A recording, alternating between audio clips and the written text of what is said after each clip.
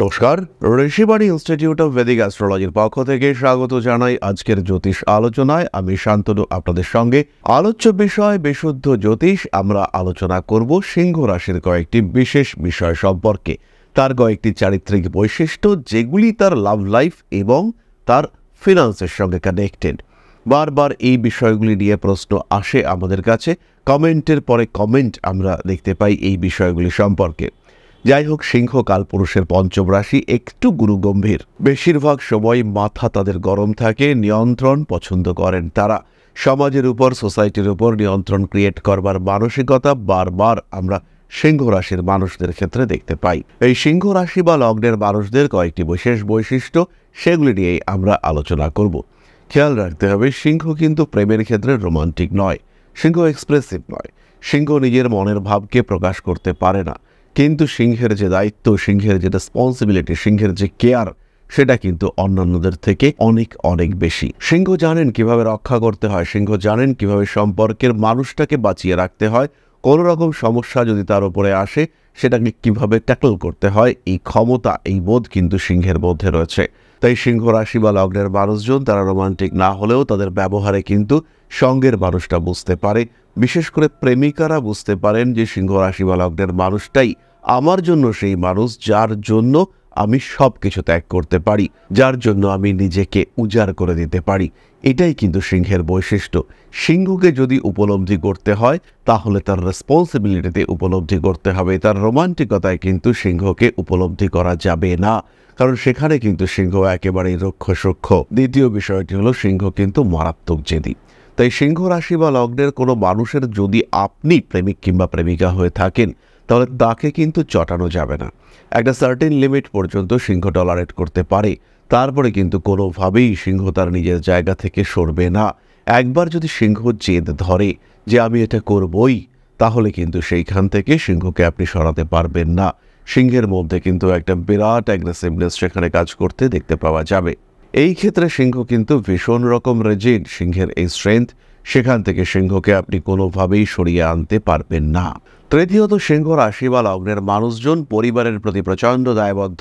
রিলেশনশিপের কারণে যদি পরিবারের ক্ষেত্রে সমস্যা আসে, সেই ক্ষেত্রে সিংহ কিন্তু রিলেশনশিপ থেকে সরে আসবে। তাই এই ক্ষেত্রে এটাও খেয়াল রাখতে হবে যে সিংহ রাশি বা লগ্নের মানুষদের রিলেশনশিপ যেন পরিবারের প্রতি তার যত্নের পথে বাধা হয়ে না দাঁড়ায়। যদি দাঁড়ায়, সিংহ কিন্তু পরিত্যাগ করবে আপনাকে। এটা কিন্তু খেয়াল রাখতে হবে। চতুর্থত, সিংহ রাশি বা লগ্নের মানুষদের প্রেমের ক্ষেত্রে মাঝে মাঝেই কষ্ট, দুঃখ ইত্যাদি আসে। সিংহ তার সেই দুঃখ বা কষ্টকে প্রকাশ করতে পারেন না, কিন্তু সিংহের মনের মধ্যে সেই চাপা দুঃখ কন্টিনিউয়াসলি জমা হয়ে থাকে।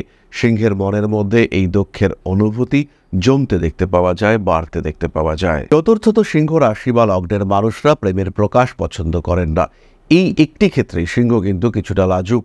তাই প্রেমিক কিংবা প্রেমিকা সম্পর্কের মধ্যে যে দেখনদারি একটা ব্যাপার, নিজেকে প্রকাশিত করা, এখানে কিন্তু সিংহ অনেকটাই পিছিয়ে আসতে বাধ্য হন। এরকমও দেখতে পাওয়া যায় একজন অভিনেতা বা অভিনেত্রী, তারাও যখন প্রেম করছেন তখন কিন্তু সেটা প্রকাশ করতে চাইছেন না।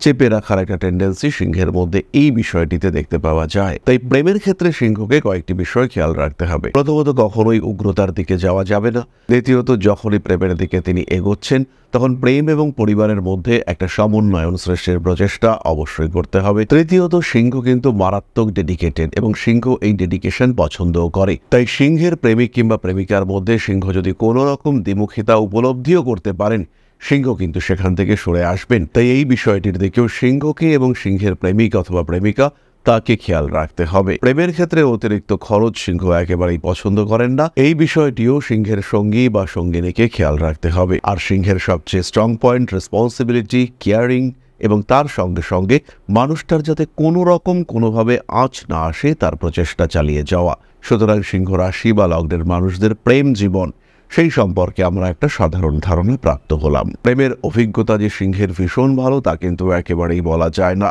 জীবনের বিভিন্ন সমস্যা সমাধান করতে করতে নিজেকে সমাজ, পরিবার, পরিজন এদের জন্য কিছুটা উজাড় করতে করতে সিংহের জীবনের রস কেমন যেন শুকিয়ে যেতে দেখতে পাওয়া যায়।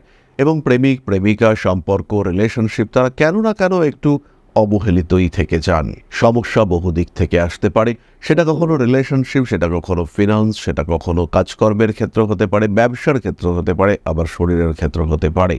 কিন্তু সমস্যার উৎস লুকিয়ে থাকে নবগ্রহের স্থিতির মধ্যে। তাই যখনই সমস্যার মাত্রা বাড়ছে, টলারেন্সের লেভেলের ওপর দিয়ে যাচ্ছে, তখন নিজেকে পরিবর্তনের চেষ্টা অবশ্যই করা উচিত।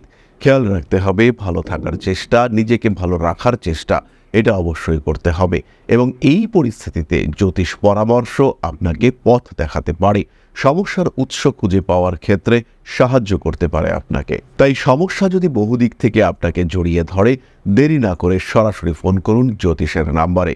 আর এখন আমরা কলকাতার সাথে সাথে থাকছি দুর্গাপুর এবং আগরতলায়।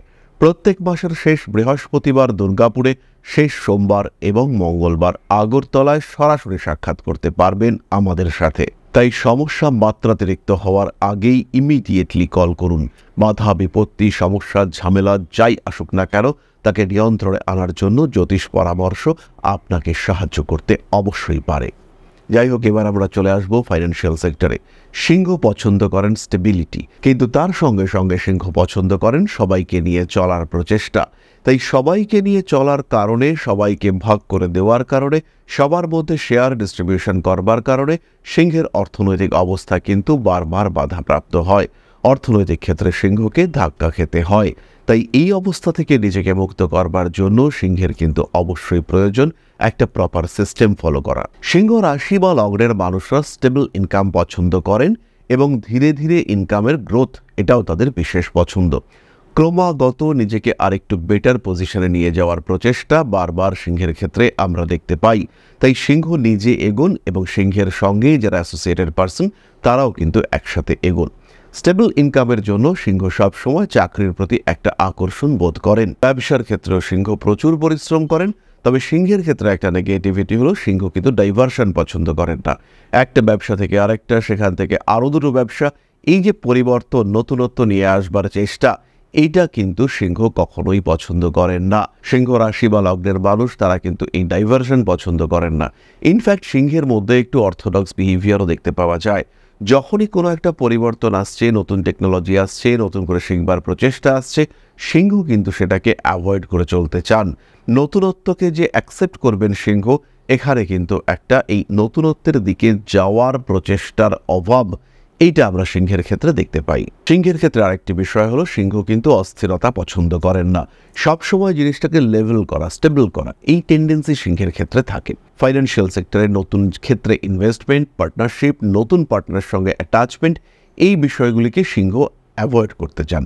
তাই সিংহকে যে কাজটি করতে হবে, তারা যদি বিজনেস করেন, সেটা শুরুতেই যেন যুগোপযোগী হয় এবং সেই টেকনোলজি, সেই সিস্টেম যেন অ্যাটলিস্ট আরও 10 বছর চলে, সেই দিকটাকে খেয়াল রাখতে হবে। সিংহের প্লাস পয়েন্ট হলো কমিটমেন্ট। সিংহ যদি মুখ দিয়ে একবার বলে এটা করব, তাহলে সেটা কিন্তু সে করেই ছাড়বে।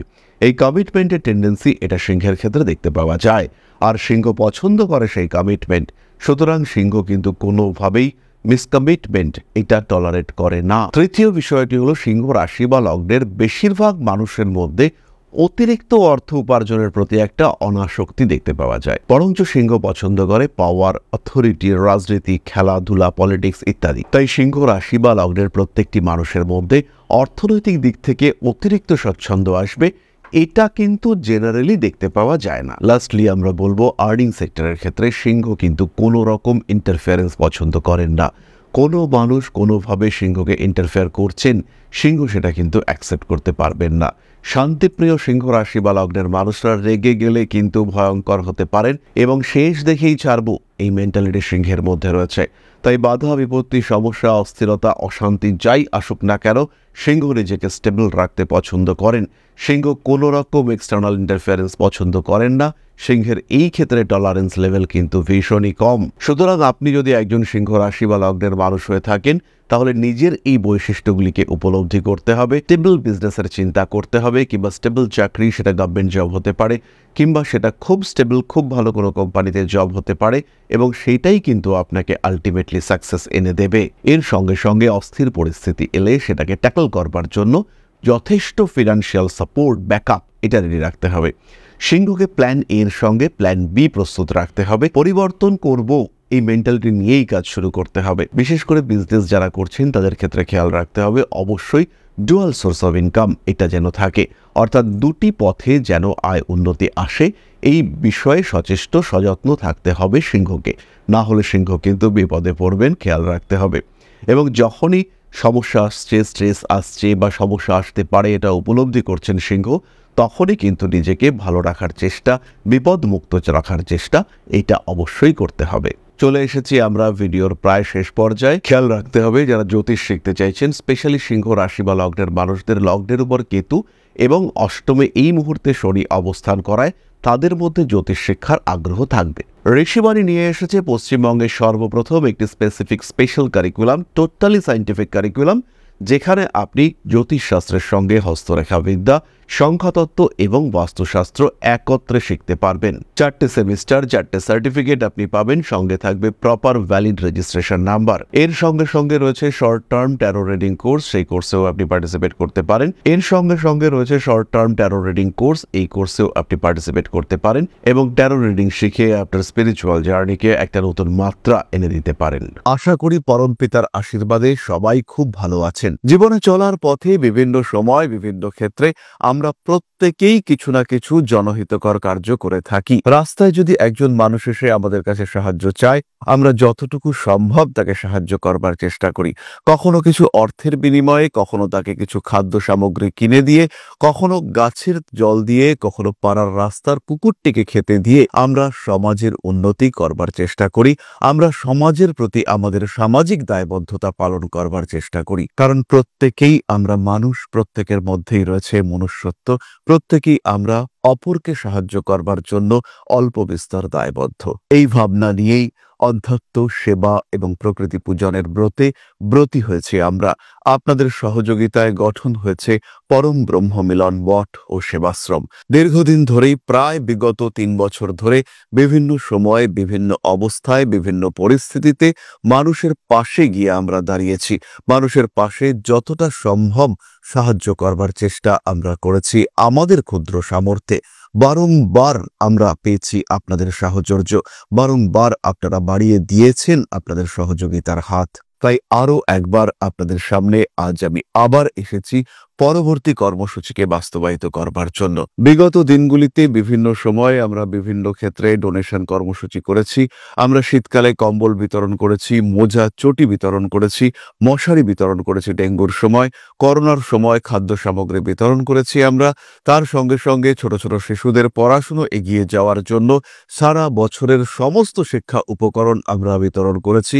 তাদের সঙ্গে আমরা সময় কাটিয়েছি এদের শিক্ষার ক্ষেত্রে যাতে ডেভেলপমেন্ট হয়, তাই বেশ কিছু এলাকায় আমরা সম্পূর্ণ বিনামূল্য কোচিং সেন্টার পরিচালনা করছি। এবং বিশেষ বিষয়টি হলো যে প্রত্যেকটি ক্ষেত্রেই আপনারা কিন্তু প্রত্যক্ষ বা পরোক্ষভাবে আমাদের সঙ্গে আছেন। এই কর্মসূচিগুলিকে সঠিকভাবে এগিয়ে নিয়ে যাওয়ার জন্য এবার প্রয়োজন হয়ে পড়েছে একটি পরিকাঠামো, একটি সুগঠিত আশ্রমের, যেখানে বেশ কিছু মানুষ আশ্রয় পাবে, যেখানে বেশ কিছু বৃদ্ধা তাদের দিনগুলিকে আরেকটু খুশির মধ্যে নিয়ে আসতে পারবেন, যেখানে বেশ কিছু অসহায় শিশু তাদের অভিভাবক খুঁজে পাবে, যেখানে বেশ কিছু নিষ্পাপ প্রাণ বিকশিত হওয়ার সুযোগ পাবে, যেখানে বেশ কিছু নিষ্পাপ প্রাণী তারা তাদের আশ্রয় খুঁজে পাবে। এই আশ্রম পরিকল্পনার জন্য, তার পরিকাঠামো নির্মাণের জন্য আমরা একটি জায়গা সিলেক্ট করেছি। সেই জায়গাটি ক্রয় করবার জন্য প্রয়োজন বিপুল অর্থের, যেটি কেবলমাত্র আমাদের প্রচেষ্টায় সংগ্রহ করা অসম্ভব। তাই আপনাদের প্রত্যেকের কাছে ছোট্ট অনুরোধ, প্রত্যেকেই অল্প অল্প করে এগিয়ে আসুন। প্রত্যেকের বিন্দু বিন্দু অনুদানে একদিন সিন্ধু স্বরূপ গড়ে উঠবে পরম ব্রহ্ম মিলন মঠ ও সেবাশ্রম। আমাদের প্রত্যেকের স্বপ্ন সমাজের জন্য কিছু করে যাওয়ার, সমাজকে উন্নততর পর্যায়ে নিয়ে যাওয়ার এই যে প্রচেষ্টা, এই যে ইচ্ছে, এই যে উদ্যম, এই উৎসাহ বাস্তবায়িত হবে আপনাদের সহযোগিতার মাধ্যমে। তাই আপনাদের প্রত্যেকের কাছে স্বনির্বন্ধ অনুরোধ, যতটুকু সম্ভব, যতটুকু সামর্থ্য, হতেই পারে অতি ক্ষুদ্র সেই সামর্থ্য, কিন্তু এসে পাশে দাঁড়ান। ইতিমধ্যেই বহু মানুষ তাদের যথাসম্ভব সাহায্যের হাত আমাদের দিকে বাড়িয়েছেন। আমরা তাদের প্রতি কৃতজ্ঞ, আমাদের আন্তরিক ধন্যবাদ আমরা জানাই তাদের প্রতি। এবং আপনাদের কাছেও আমাদের অনুরোধ, আপনারাও একটু একটু করে এগিয়ে আসুন। সবাই যদি অল্প অল্প করে এগিয়ে আসি তাহলেই কিন্তু বিরাট কোনো স্বপ্ন বাস্তবায়িত হতে পারবে। সকলেই যদি অল্প অল্প করে এগিয়ে আসি তাহলেই কিন্তু বিরাট এই মহান কর্ম বাস্তবায়িত হতে পারবে। একদিন আমার আপনার প্রত্যেকের স্বপ্ন পরম ব্রহ্ম মিলন মঠ ও সেবাশ্রম আধ্যাত্ম সেবা এবং প্রকৃতি পূজনের এই মহান দায়িত্ব নিয়ে এগিয়ে আসতে পারবে, একটি জায়গা তৈরি করতে সক্ষম হবে। সবাইকে জানাই অগ্রিম ধন্যবাদ এবং শুভেচ্ছা। সবাই খুব ভালো থাকবেন। নমস্কার। তাহলে এবার আমরা চলে আসি আপনাদের প্রশ্ন প্রসঙ্গে। এখানে একটি কথা বলবো, যারা উত্তর চাইছেন তারা অবশ্যই নিজেদের নাম, date of birth, time of birth আর প্লেস অফ বার্থ শেয়ার করবেন।